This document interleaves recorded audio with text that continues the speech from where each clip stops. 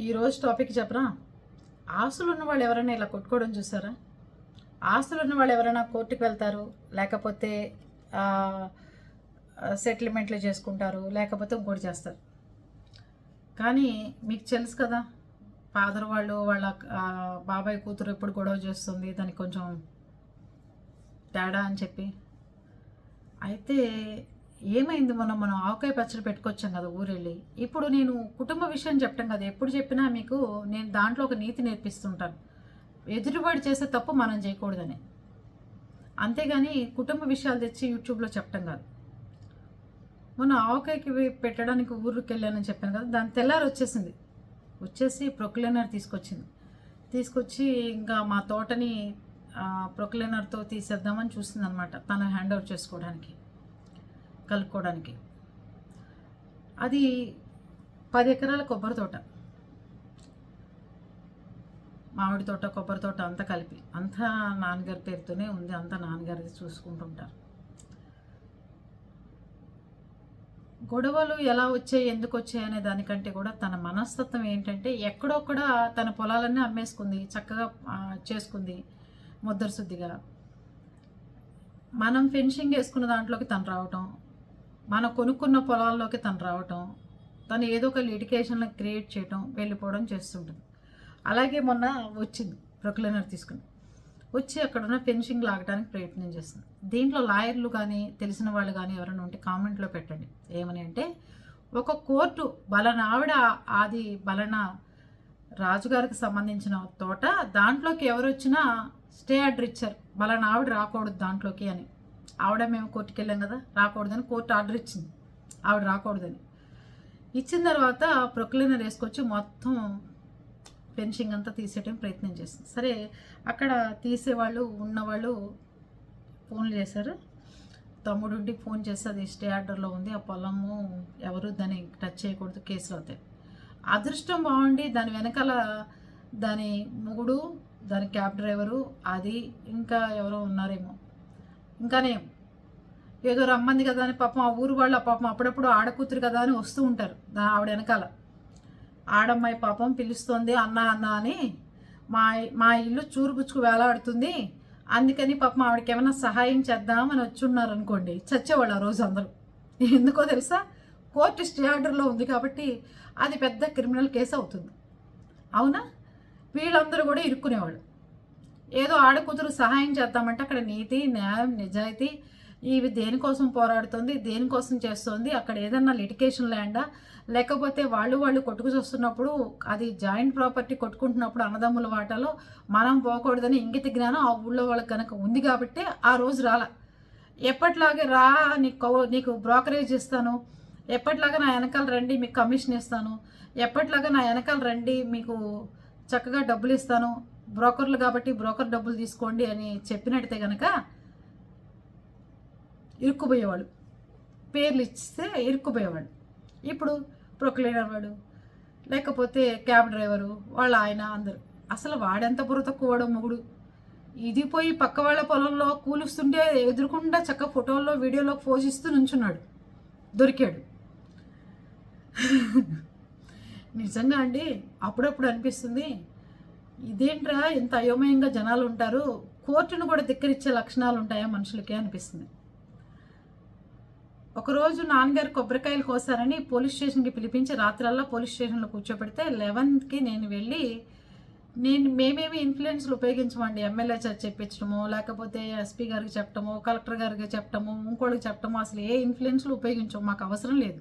ఎందుకంటే మన దగ్గర పేపర్లు ఉన్నాయి, పొలం మన పేరుతో ఉంది, ధర్మ మార్గంలో వెళ్తున్నాం, మనం ధర్మంగా పోరాటం చేయాలి. దానికోసం ఎవరిదో మన తప్పు ఉంటే వీళ్ళందరూ రికమెండేషన్ చేయాలి, తప్పు లేనప్పుడు మనకేం అవసరం.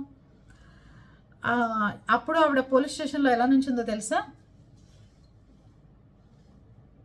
చేతులు కట్టుకుని, ఇది మా బాబాయ్ కొడుకు ఇద్దరు కలిసి నుంచునున్నారు ఎస్ఐ గారి దగ్గర చేతులు కట్టుకుని. అదేదో మీరందరూ కూడా మీకు ఎప్పుడన్నా కష్టం వస్తే, నష్టం వచ్చినా, ఏదొచ్చినా ఇంట్లో కూర్చుని తలుపులు వేసుకుని మనం ఇలా పంచుకుందాం, మనం ఇలా ఉందాం, మనం ఎలా ఉందాం, మీకు మేము అడ్డం రావు, మాకు మీరు అడ్డం రావద్దు, మీ జోలికి మేము రావు, మా జోలికి మీరు రావద్దు, మా వల్ల మీరు నష్టపోతే ఇలా చేయండి, మీ వల్ల మీరు నష్టపోతే ఇలా చేసుకోండి అని దానికి సలహా ఇవ్వట్ల, మీకు ఇస్తున్నాను. అలా చేసుకోండి తప్ప ఎస్ఐల దగ్గర, కానిస్టేబుల్ దగ్గర చీప్గా ఒక ఆడపిల్ల, వయసులో ఉన్న ఆడపిల్ల అర్ధరాత్రి పూట అలా వెళ్ళి చేతులు కట్టుకుని దిగజారిన తనంగా నుంచోవడం ఎంత పరువు తక్కువైన విషయం తెలుసా అండి. చాలా బాధ కలిగింది నాకు. ఏంటి వీడని. అక్కడ ఒక లాయర్ గారు వస్తే మా బాబాయ్ కొడుకు అడిగాడు, నువ్వేనా దొంగ సంతకాలు పెట్టించే లాయర్వేనాడు. ఇక వాడు చచ్చే తిట్లు తిట్టాడు. తాడి చెట్టు ఎదిగింది, నువ్వు ఎదిగవు, దేనికి రా సిగ్గులేని అదవా, లాయర్లకి ఏం సంబంధం రా, ఆదిరా ఐదిరా చచ్చేడు తిట్టాడు. ఎవరితో మాట్లాడుతున్నావు, లాయర్ల జోలికి వెళ్ళినా, పోలీసుల జోలికి వెళ్ళినా బూతులు తిడతారని ఏమన్నా తెలిస్తే కదా. మాకేం అవసరం, నేను నాన్నగారు ధర్మ మార్గంలో ఉన్నాం. ఎప్పుడు పోలీస్ స్టేషన్లు కానీ, పోలీస్ స్టేషన్ ఎలా ఉంటుందో సినిమాలో చుట్టం తప్ప, రోడ్డు మీద వెళ్తుంటే చుట్టం తప్ప నేను అనుకుంటూ ఉండేదాన్ని. ఏంట్రా పాపం పోలీస్ స్టేషన్లో ఈ ఆడవాళ్ళు ఎందుకు రావాలి, ఎందుకు కొట్టుకోవాలి, చిచి ఇలా అసలు ఎందుకు చేస్తున్నారు ఇలాగా అనుకునేదాన్ని. మనమే అర్ధరాత్రి 11ంటికి పోలీస్ స్టేషన్కి వెళ్తామని తెలుసా, తెలియదు కదా ఎవరికి. అది నేను నాన్నగారు హాయిగా, నాన్నగారు అయితే శాంతం ఎస్ఐ గారు పక్కన కూర్చున్నారు, కుర్చీ వేసుకుని, చెప్పండి ఎస్ఐ గారు మీరు చెప్పండి, ఇది ఈ పొలం నేను ఇలా సంగతి, ఇది నాది, ఇది నాది, ఇది నాది అని మొత్తం అంతా వివరంగా చెప్పుకుంటూ వివరంగా చూపించారు.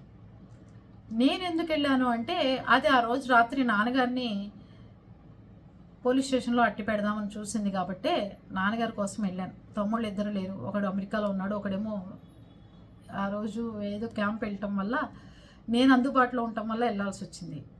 ఎవరైనా తీసుకొస్తారు ఆయన్ని బయటికి, ఊళ్ళో వాళ్ళంతా ఆయన వెనకాల మనుషులే, ఎవరైనా తీసుకొస్తారు. ఆఖరికి ఒక ఎమ్మెల్యే గారికి చిన్న ఫోన్ చేసినా ఆయనైనా ఏంటి బాబరేజ్ గారిని అక్కడ దాకా పిలిపించమాకని కూడా చెప్తాడు ఆయన. కానీ మనం అలా చేయదలుచుకోలేదు. అది ఇప్పుడు ఆవిడ వెనకాల అప్పుడప్పుడు తొత్తులుగా పనిచేస్తున్న వాళ్ళు ఒకడు వస్తాడు చిన్నగొలపాలెం నుంచి, ఆవిడ వెనకాల ఈ డబ్బులు ఇస్తుంటుంది బ్రోకర్లకు అందరికీ. ఈ డబ్బులు తీసుకుని వాళ్ళు పనిచేస్తుంటారు.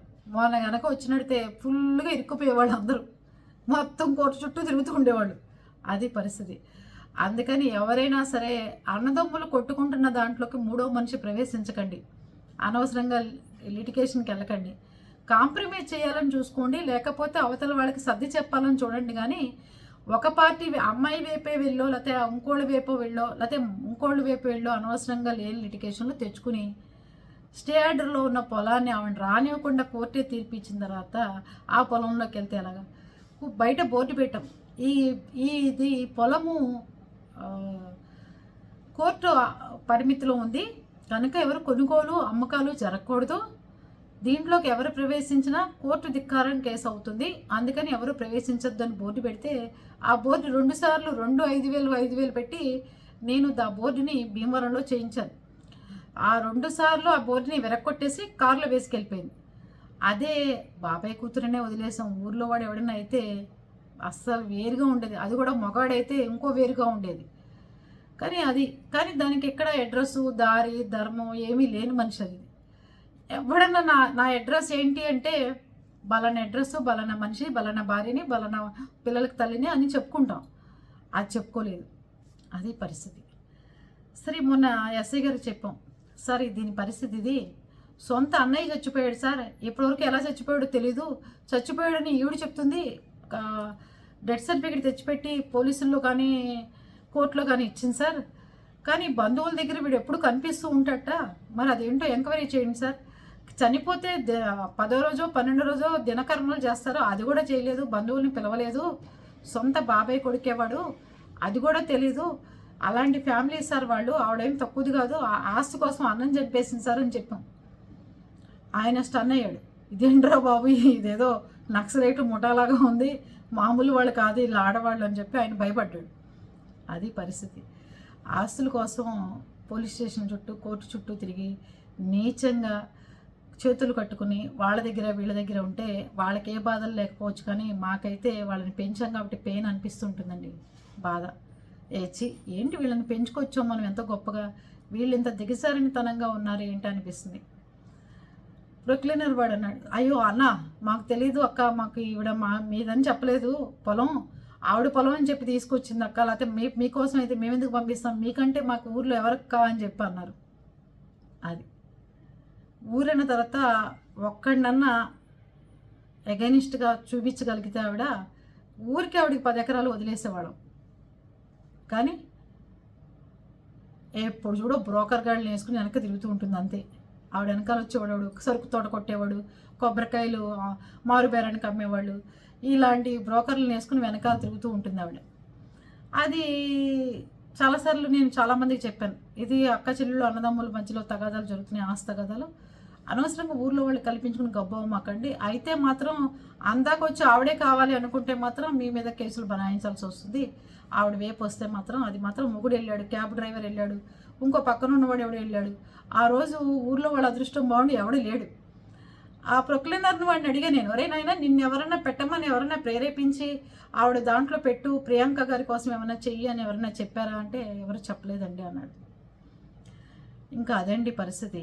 కోర్టు ధిక్కారణ కింద ఎవరు చేసుకోమాకండి. చక్కగా కోర్టు ఎలా చెప్తుందో అలా నడుచుకుంటే బాగుంటుంది. పోలీసులు ఎలా చెప్తే అలా నడుచుకోవాలి తప్ప అనవసరంగా ఇబ్బంది పడేటట్టుగా అనవసరంగా ఇలా జరిగే విధంగా చేసుకోవద్దు. ప్లీజ్ ఆలోచించుకోండి అందరూ. మాది ఎలాగో అది కోర్టుకు వెళ్ళిపోయిన కేసే, కానీ మీది ఏదన్నా కోర్టుకు వెళ్లాల్సింది ఉంటే కనుక వెళ్తున్నప్పుడు దానికి ఏమైనా పొలానికి స్టే ఆర్డర్ ఉందా, ఏమైనా ఉన్నాయా ఏంటా అని చూసుకుంటూ ఉండండి. అలా లేకపోతే కనుక మీరు ప్రమాదాల్లో పడే ప్రమాదం ఉంటుంది కాబట్టి చూసుకోండి దయచేసి. ఓకేనా?